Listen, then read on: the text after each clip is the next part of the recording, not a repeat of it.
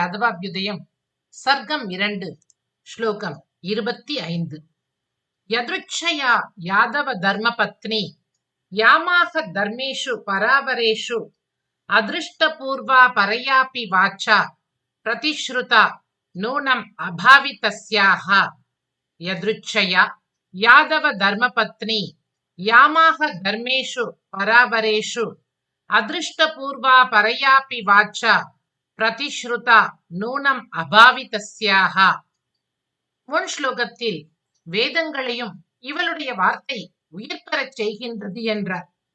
இதில் இவள் வார்த்தைகளை வேதங்கள் பிரதிபலிக்கின்றன என்கின்றார்.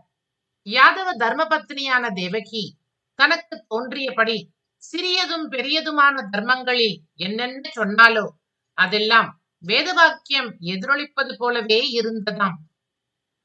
யத்ருச்சயா யாதவ தர்மபத்னி யத்ருச்சயா யாதவ தர்மபத்னி யத்ருச்சயா யாதவ தர்மபத்னி யாமாக தர்மேஷு பராவரேஷு யாமாக தர்மேஷு பராவரேஷு யாமாக தர்மேஷு பராவரேஷு அதிருஷ்டபூர்வா பரயாபி வாச்சா அதிருஷ்டபூர்வா பரயாபி வாச்சா அதிருஷ்டபூர்வா பரயாபி வாச்சா பிரதிஸ்ருதா நூனம் அபாவிதஸ்யாஹ பிரதிஸ்ருதா நூனம் அபாவிதஸ்யாஹ பிரதிஸ்ருதா நூனம் அபாவிதஸ்யாஹ.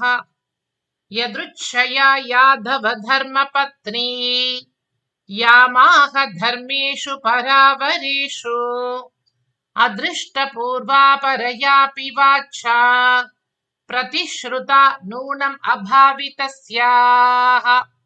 சுவாமி தேசிகன் திருவடிகளே சரணம்.